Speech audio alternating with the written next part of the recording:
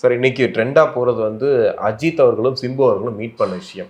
அது கட்டாயமாக அஜித் வந்து இப்போ நிறையா மாறி இருக்கார். இந்த மாற்றத்தை முதல்ல நம்ம வரவேற்கிறோம். ஏன்னா இந்த மாற்றம் தான் வேணும்னு நம்ம ஆரம்ப காலத்துலேருந்து கதறிக்கிட்டு இருக்கோம். நீங்கள் வந்து இந்த முருகன் கோவிச்சுட்டு மலை மேலே போய் நின்ன மாதிரி இந்த உலகத்தையே வெறுத்துட்டு ஏன் ஒரு ஓரத்தில் போய் நிற்கிறீங்க, எல்லாரோடையும் கலந்து வாங்க, மக்களோட மக்களாக வாங்கங்கிறது தான் நம்ம திரும்ப திரும்ப சொல்கிறது. இன்றைக்கி அது மெல்ல மெல்ல நடந்துகிட்டு இருக்கு. அது எதன் காரணமாக நடந்து தொலைச்சிட்டு போகணும், ஆனால் நடக்குது இல்லை. அதில் நமக்கு பெரிய மகிழ்ச்சி. இன்னொன்று வந்து இப்போ சிம்புவும் அஜித்தும் ஒன்றா நின்று ஒரு வீடியோ வருது அப்படின்னா அது வந்து ரெண்டு பேருக்குமே நல்லதுன்னு தான் நான் பார்க்குறேன். முக்கியமாக சிம்புவுக்கு அது ரொம்ப ப்ளஸ்ஸாக மாறும். ஏன்னா இதே சிம்பு மீது அஜித் ரசிகர்களும் ரொம்ப கோபமாக இருந்தாங்க. நடுவில் வந்து பேச தெரியாமல் சிம்பு வந்து ஒரு வார்த்தையை விட்டார்.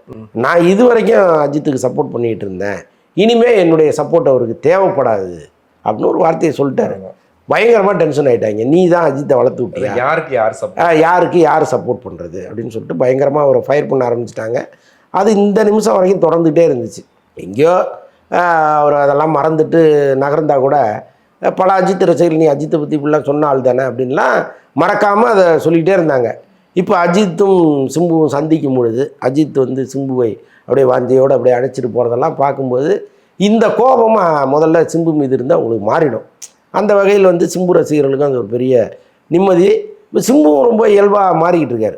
ஒரு காலத்தில் நான் பெரிய ஸ்டார்டம்ங்கிறத அவர் மண்டையில் ஏற்றிட்டு இருந்தார். இப்போ அதெல்லாம் மாறி இன்றைக்கி ரெண்டு பெரிய ஹீரோக்கள் வந்து ஒரு இடத்தில் நிற்கிறது, சகஜமாக பேசுறது, இதெல்லாம் வந்து ஒரு பெரிய மாற்றம் தான்.